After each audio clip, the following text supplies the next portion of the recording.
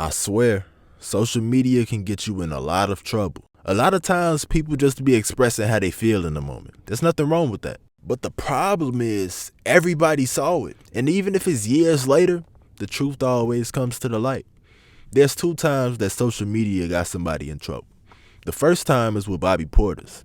It all started back in 2011. Bobby Portis was in high school at the time, and he was still preparing for that dream to make it to the NBA, like a lot of kids. But also, like a lot of kids, he was a fan of the NBA.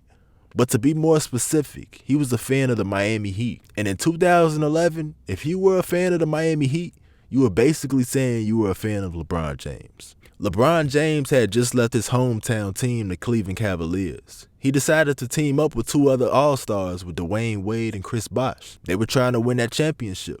But there were a couple of talented teams that were making it hard on them. And one of the main ones was the Chicago Bulls. Derrick Rose was on fire at the time, and his teammates was locked in with him. They were a huge threat. And this created a lot of animosity with the fans, and Bobby Portis was a part of this. There were a lot of back and forth Twitter wars going on, and Bobby Portis had enough of it. He couldn't take it anymore. After a heated conversation, he finally expressed how he felt about Derrick Rose. It was just a regular day on Twitter, so no one thought much about it. He released some of that steam for that day and went on with his life. He went on to play college ball at Arkansas University, where he dominated, becoming Player of the Year, and eventually went on to put his name in the NBA draft. But the most unexpected thing happened. He was drafted in the first round by the Chicago Bulls. Now, at the time, he was excited about it. His NBA dreams were coming true. But you know how the internet works. They started digging into the crates, and they discovered that old tweet, and now it was going viral. Thankfully, it didn't get too bad, though. He ended up apologizing and bringing some humor to the situation, offering his teammates some donuts. But I wonder how that conversation went between them behind closed doors, though. The second time social media got someone in trouble is with Jay Crowder.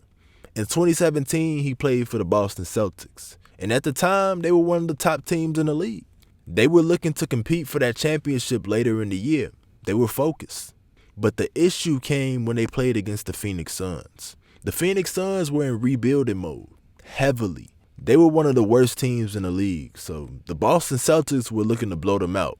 It was that simple. But Devin Booker on the Phoenix Suns had other plans. He was scoring everything for his team, literally. He finished the game with 71 points. But what's more crazier than that is that they lost.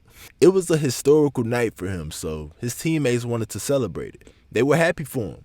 They ended up posting a picture on Instagram with Devin Booker holding a piece of paper that said 70. So many smiling faces. It was a good time.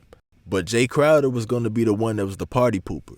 He commented on that same picture saying, "I never seen this many players happy about losing." It was a low blow.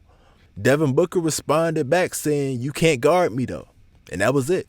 It wasn't a crazy back and forth thing. They just said what they said and moved on from it. Both players eventually became better and produced for their teams. But fast forward 4 years later, Jay Crowder was traded to the Phoenix Suns. Some time had went by, so there wasn't any more tension between the two of them. Even Devin Booker made fun of the situation. He told him to keep that same energy. Peace.